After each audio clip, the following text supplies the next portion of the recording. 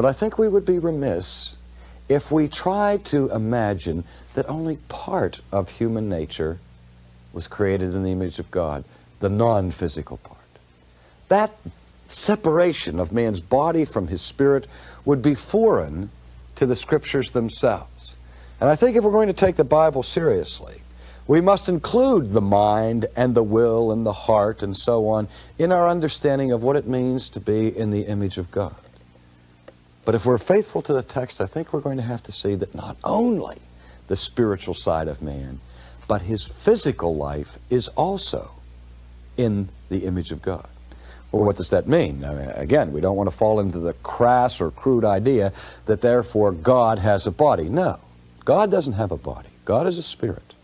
We have bodies, but the image of God is stamped on our bodies as well as our soul. That is, the whole of man is the image bearer of God.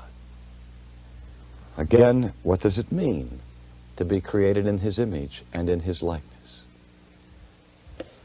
One thing it means is that man has a unique capacity to mirror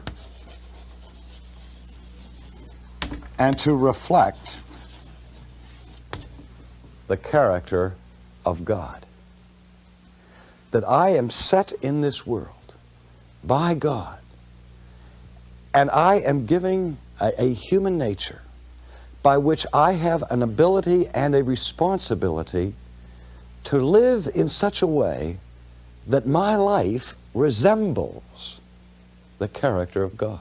We see this not only buried in the opening chapters of Genesis, but we see it running through the Old Testament, the command that God gives to man early and then to the nation Israel later, where God says, "You shall be holy, for I am holy."